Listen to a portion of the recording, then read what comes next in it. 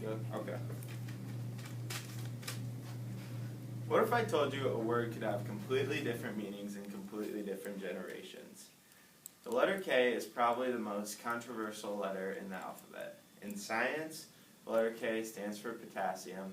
To most adults, K just means okay, and it's just shortened. But to a lot of kids, when texting, K is really offensive to hear.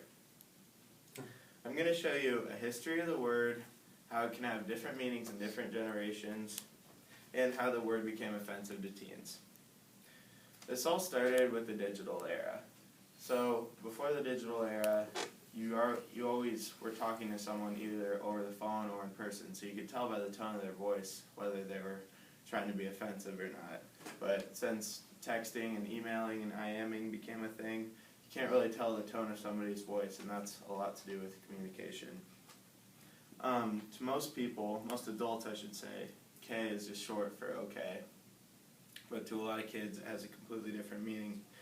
Etymologists have discovered that in pretty much every culture there was a word that equated to okay, which basically means something's adequate or alright.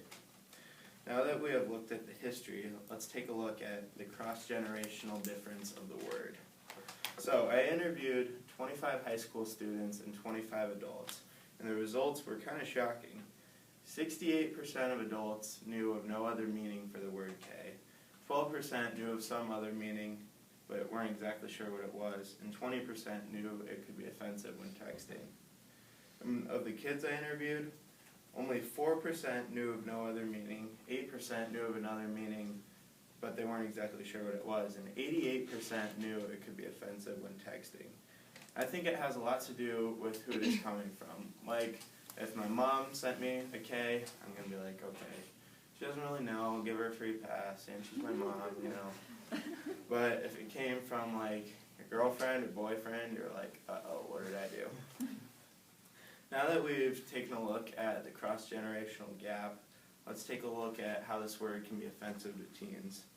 I think it basically boils down to this. When you get a K from somebody, that's kind of their way of telling you that they don't really care if this conversation continues or not. It's like getting a one-word answer. It's like they don't really put a lot of thought or feeling into the conversation, and it hurts a lot of people's feelings, and that's how it became offensive to teens.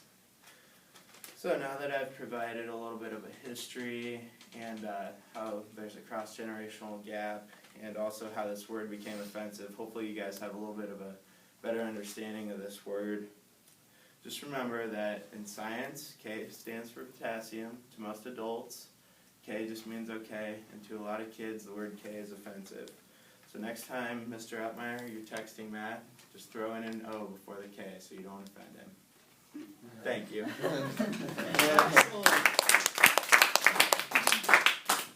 All right, I'll take your note card and I'll stick it together.